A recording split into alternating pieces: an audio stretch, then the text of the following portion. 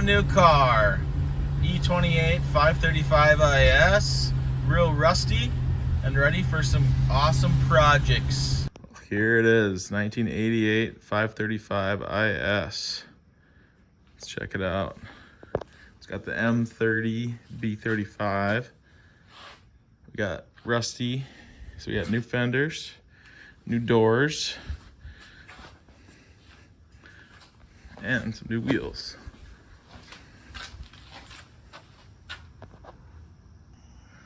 All right, so here are the wheels that it came with the Blizzaks that I have to give back. Here are some 16s. Looks like it might have come from a early 2007 series or 90s. They look pretty good. And here's the ones that I really want to use. I think they look pretty sweet. I'll have to get some new tires. We'll see what the fitment's like, if I'm gonna need some spacers. Looks pretty good.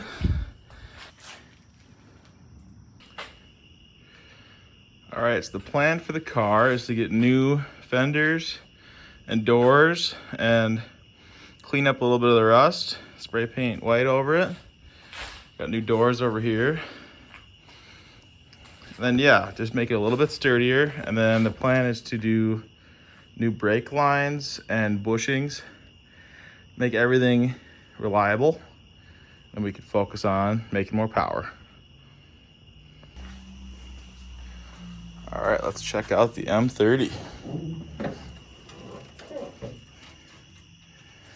Here it is. Red fan. Yeah, so the plan here eventually, I ordered a programmable ECU from E28 Goodies. Hoping to get it running off of that. I'll be replacing all of these sensors with newer, probably GM full resistance band stuff, not just on-off switches. Gonna clean up all this stuff. Hopefully eventually get it running distributorless with coils. Just clean everything, you know, probably get rid of what's that called, cruise control, just because I don't think it works, and get rid of the AC system here, so that we can get at everything. And then thinking about turboing. We are taking out the subframe on the 535 IS. Let me show you what we've got done so far. Here's the full brake line set from E28 Goodies out of Bulgaria.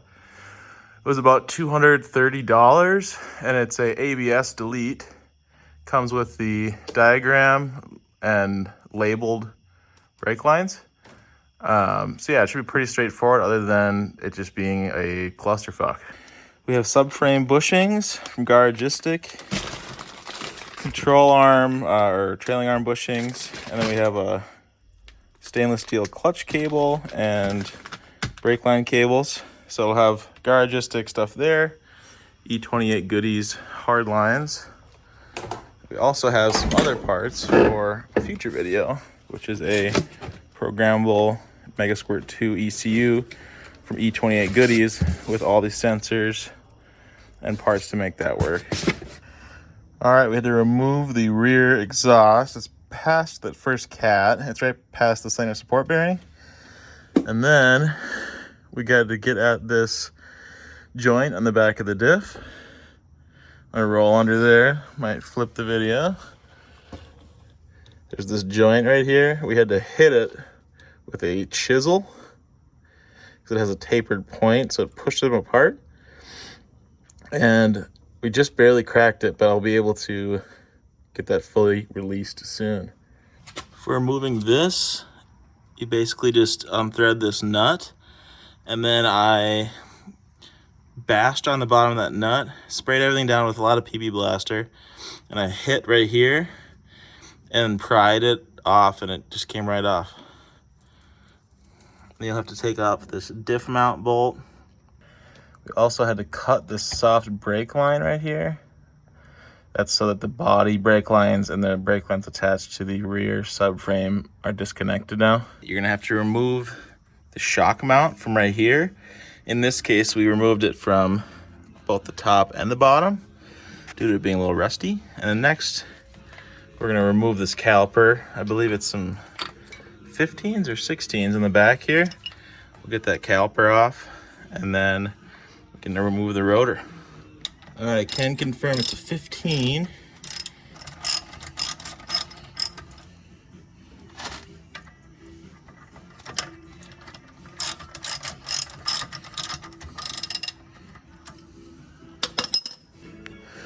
This bad boy is pretty stuck on there, but a little bit of PB. And then get the hammer out. It's actually a screw. Forgot about that. So what I'm working on right now is removing the parking brake cable that comes in right here. To do that, you're gonna have to take off the rotor and to disassemble the full parking brake assembly. Usually these are seized, but luckily we had some luck on this side, and now we're gonna go look at the other side. For these, it's about a quarter or a half turn. They should come right out, just like that. So there's two of those little spring retainers, and there's two of these springs on either side, and these shoes should come right off. You have to pry up in here with the screwdriver. This spring should come right out. All right, the next step in the parking brake disassembly is these tabs here and up here. You're just gonna bang those out and bend them back to release that cable. And then you're gonna get a smaller screwdriver in here and bang on the collar that is mated into this back of this assembly, and really hope that it comes out. Because if it doesn't, you gotta drill it out and get new cables. Failed to get this parking brake out. You can see how mangled it is in there. I tried the torch and pounding out with different types of screwdrivers. So we're probably gonna have to cut this one and replace it with a new parking brake cable, unfortunately. All right, we got it out. Unfortunately, had to cut this line. We're just gonna have to drill that out, and to get it out, I'll have to order a new one. Looks like it had some poly bushings from about 10 years ago. Yeah, so we're gonna put all new poly bushings in the next video.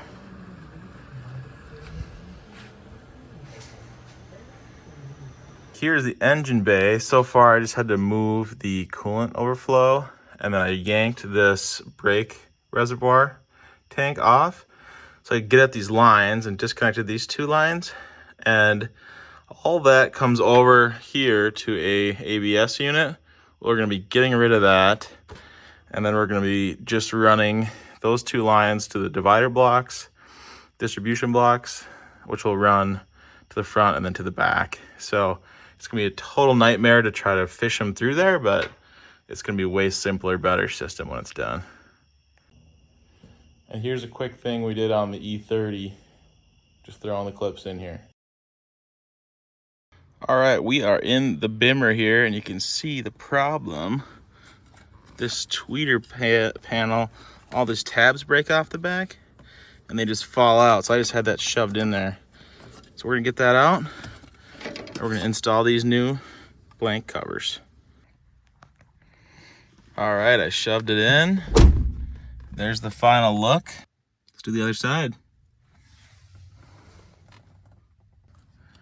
So those two holes line up with these two shorter posts, and you're just going to kind of get this worked in under this door, this window gasket.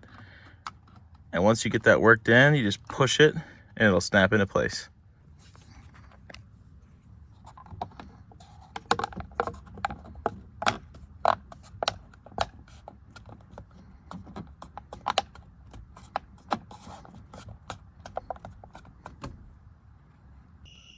All right, guys, thanks for watching. Just a quick video, but we're gonna have some more cool stuff coming soon, probably in the fall to winter. And yeah, this thing will be going fast next year.